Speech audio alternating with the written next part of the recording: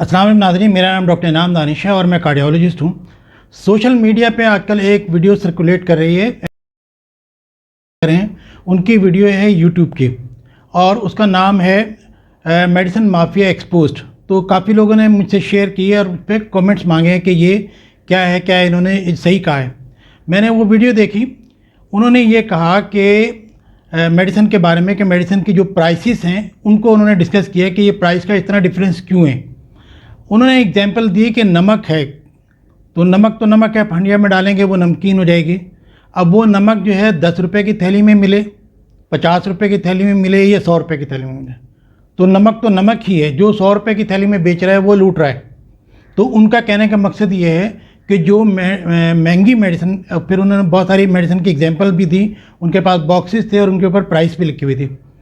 तो उन्होंने कहा एक ही फार्मूला है जो कि 300 रुपये में भी मिल रहा है, 500 रुपये में भी मिल रहा है, 1500 रुपये में भी मिल रहा है।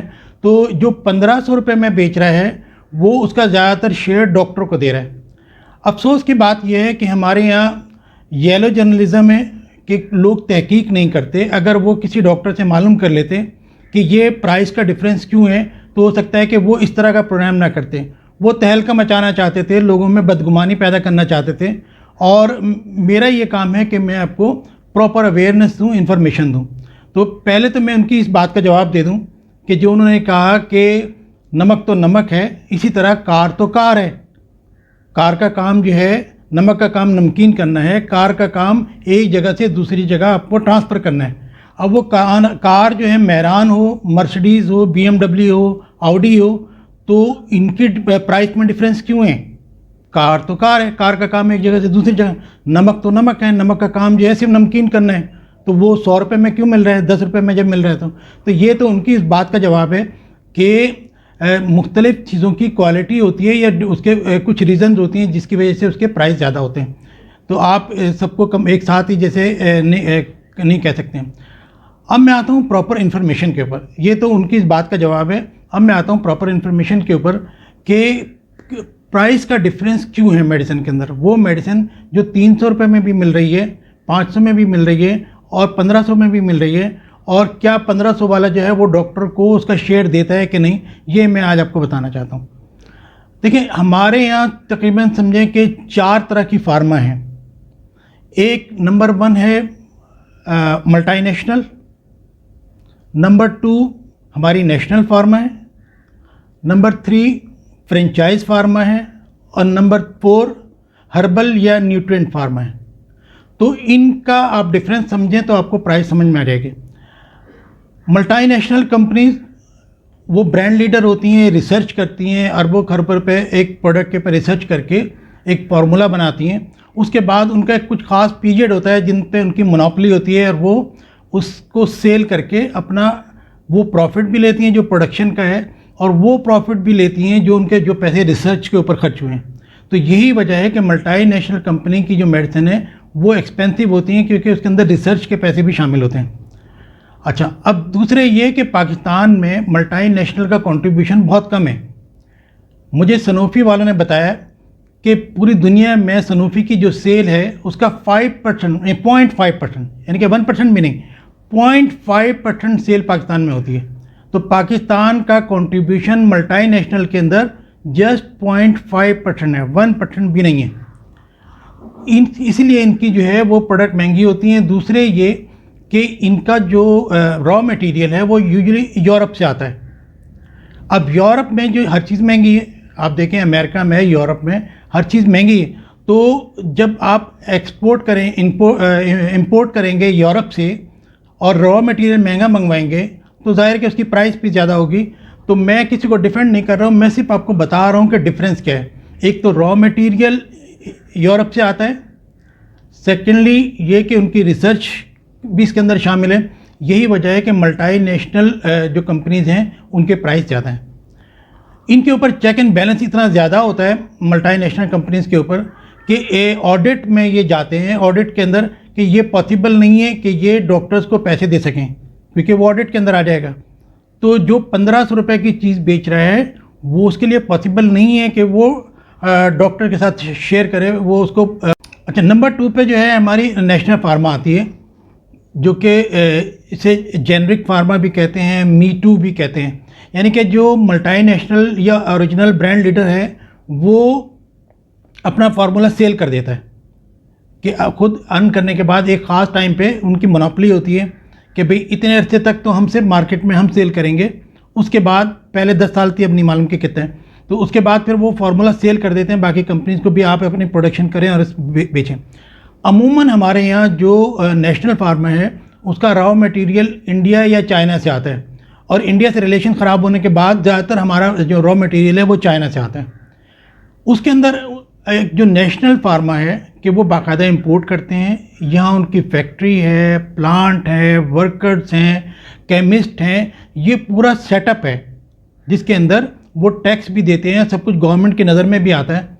उसके बाद जब वो प्राइसिंग पे जाते हैं तो ड्रग रेगुलेटरी अथॉरिटी जो पाकिस्तान की है, ड्रैप कहते हैं उसको, तो ड्रग रेगुलेटरी अथॉरिटी वो डिसाइड करती है कि आपको प्राइस क्या रखनी है।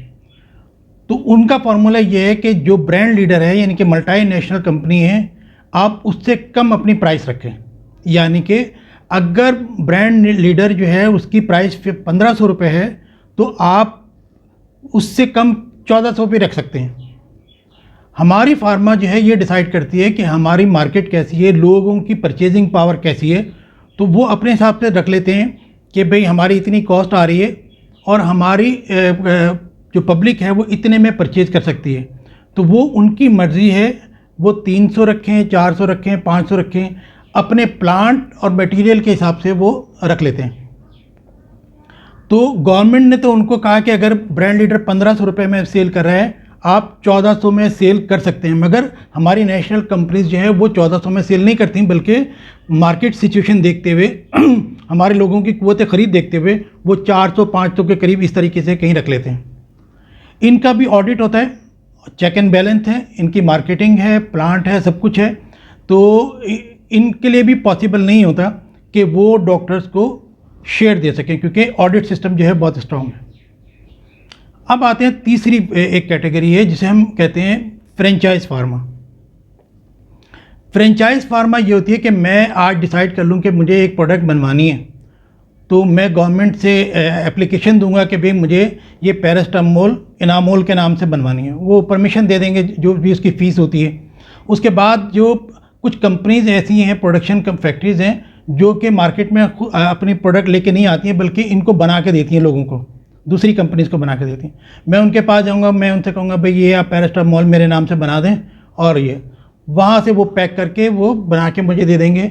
अब मैं अपने घर ले आऊँ या ऑफिस ले आऊँ और उसके बाद उसकी सेल करना शुरू करूँ। तो इसके अंदर ना मेरी फैक्ट्री है, ना मेरा ऑफिस है, ना मेरे वर्कर्स हैं, कुछ भी नहीं है, सिर्फ मैंने पैसे दे के प्रोडक्शन कराई है। और ये फ्रेंचाइज मेडिसिन है। इनके पास मार्जिन बहुत होता है। तो असल में आप जो बात कर रहे हैं, अब आप सुने गौर से मेरी बात जो है कि जो 1500 में सेल कर रहा है उसके लिए पॉसिबल नहीं है कि वो डॉक्टरों को कुछ दे, जो 500 में सेल कर रहा है उसके लिए भी पॉसिबल नहीं है कि वो डॉक्टरों ने, ये वो लोग जो 200 या 300 में सेल कर रहे हैं इनके लिए पॉसिबल है। इनका टारगेट होता है कि ऐसे डॉक्टर तलाश किए जाएँ जो टीचिंग हॉस्पिटल में प्रोफेसर होते हैं या टीचिंग हॉस्पिटल के डॉक्टर्स होते हैं, वो ये मेडिसिन नहीं लिखते हैं क्योंकि ना ही ये अवेलेबिलिटी इनकी होती है। ये क्या करते हैं, ऐसे डॉक्टर्स की तलाश में रहते हैं जिनका क्लिनिक ज़्यादा चलता है, क्लिनिक के बाहर ही मेडिकल स्टोर होता है, तो वहाँ वो उनको टारगेट करके और उनसे बात करते हैं। फिर वो जो डॉक्टर मेडिसिन लिखते हैं वो मखसूस मेडिकल स्टोर पे जो उनके क्लिनिक के बाहर होता है या मखसूस कोई मेडिकल स्टोर है जहाँ पे मिलता है। तो फ्रेंचाइज मेडिसिन के को बात आप इजीली पिक कर सकते हैं। कोई डॉक्टर जो ऐसी मेडिसिन लिखता है जो हर जगह नहीं मिलती तो समझें वो फ्रेंचाइज है। इसमें हमारे जो है काफ़ी डर्माटोलॉजिस्ट इसके अंदर काफ़ी हद तक इन्वॉल्व भी हैं और वो उन्हीं पे काम करते हैं क्योंकि स्किन की बीमारियाँ या आम तौर पे गर्ल्स को होती हैं, उनकी ब्यूटी का इशू होता है, पेरेंट्स भी परेशान होते हैं। एक दिन मेरी वाइफ बेटी को लेके गई, उनको कुछ एक्नी वगैरह की प्रॉब्लम थी, स्किन के डॉक्टर के पास। तो वहाँ से उन्होंने क्रेडिट कार्ड का जो मुझे मैसेज आया कि 40,000 रुपये का क्रेडिट कार्ड चार्ज हुआ है। तो मैंने उनको फ़ोन करके पूछा कि भाई आपने ये 40,000 रुपये कहाँ खर्च किए? तो उन्होंने कहा भाई 1 महीने की मेडिसिन ली है। तो डॉक्टर ने कहा था कि ये उस सिर्फ मेडिकल स्टोर पे, जो कराची का सबसे बड़ा मेडिकल स्टोर है, वहीं से मिलेगी और कहीं से नहीं मिलेगी। वो मेडिसिन ले आए, मैंने देखा उन मेडिसिन को, तो मोस्टली उसके अंदर मेडिसिन वही फ्रेंचाइज थी, कोट लखपत, जेल लाहौर या इधर उधर के जो छोटे छोटे जो एरियाज़ हैं, वहाँ की इंडस्ट्री की कुछ मेडिसिन थी। अच्छा, उसके बाद उसमें हर्बल थी, न्यूट्रिएंट और हर्बल जो है।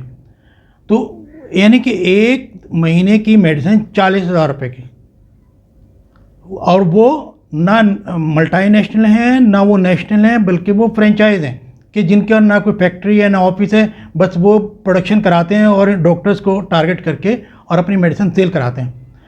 तो इसके बाद आप खुद सोच लें कि ये कौन दे रहा है? क्या 1500 वाला दे रहा है, 500 वाला दे रहा है? नहीं, ये 200-300 वाला ये दे रहा है, क्योंकि इनकी बचत है और इन्होंने चंद डॉक्टर्स को टारगेट किया होता है।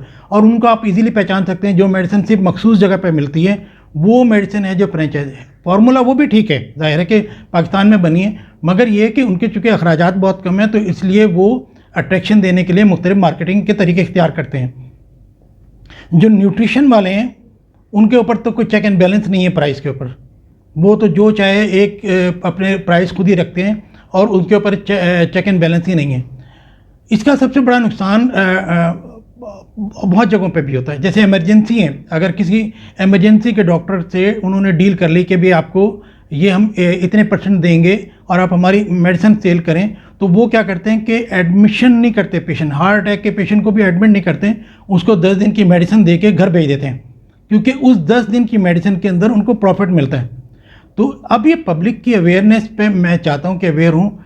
कोई भी आपको ऐसी मेडिसिन लिख के दे जो कहे कि जाएँ 10 दिन की मेडिसिन लेके आएँ, फिर मैं आपको समझाऊँगा, तो समझें कि वो फ्रेंचाइज मेडिसिन है। वो डॉक्टर जो है वो किसी के लिए काम कर रहे हैं। अगर कोई आपको ये कहता है कि ये मेडिसिन सिर्फ उस मखसूस मेडिकल स्टोर पे मिलेगी, आप समझ जाएं कि ये डॉक्टर किसी कंपनी के लिए काम कर रहे हैं। तो कहने का मकसद ये है आज की वीडियो का कि जो मल्टीनेशनल हैं उनकी प्राइस ज़्यादा है, क्योंकि उसमें रिसर्च भी शामिल है और यूरोपियन मटेरियल भी शामिल है।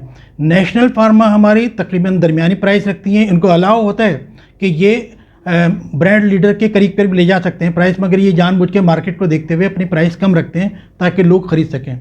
तीसरी फ्रेंचाइज मेडिसिन है। अब गवर्नमेंट ने परमिशन दी है तो लीगल वे में, मगर इसका नुकसान पब्लिक को होता है कि उनकी जेब कटती है, उनको मेडिसिन महंगी मिलती हैं, और वो जो है हॉस्पिटल के अंदर भी करप्शन होती है कि पेशेंट इमरजेंसी में गया, उसको एडमिशन की ज़रूरत है, वो कहते हैं नहीं भी आप एडमिट नहीं हो, 10 दिन की मेडिसिन खा के फिर हमें आके दिखाएं।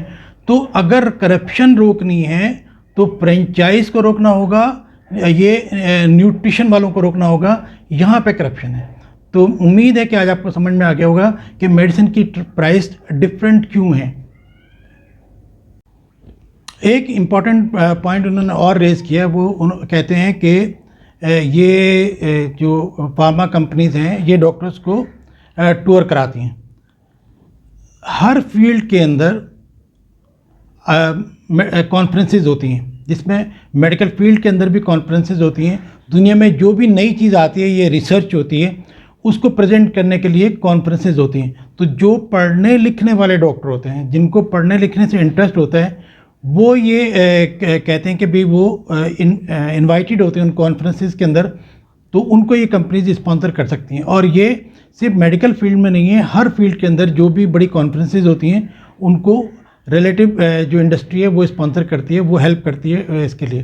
तो ये कोई तफरीह के लिए घूमने फिरने के टूर नहीं होते हैं, बल्कि ये मेडिकल कॉन्फ्रेंसेस होती हैं। अच्छा, दूसरी बात ये कि अब जो फार्मा इंडस्ट्री है वो मार्केटिंग कैसे करती है, वो इसी तरीके से कि डॉक्टर्स की हेल्प करती है कॉन्फ्रेंसेस के अंदर। तो क्योंकि मेडिकल इंडस्ट्री जो है, ये फार्मा इंडस्ट्री टीवी पे ऐड नहीं दे सकती है अपने प्रोडक्ट का। आपने कभी देखा है कि टीवी के ऊपर जो है किसी दवाई का ऐड आया हो? नहीं होता। तो इनके यही मार्केटिंग के तरीके होते हैं कि जिसके अंदर ये अपनी प्रोडक्ट को प्रमोट करते हैं।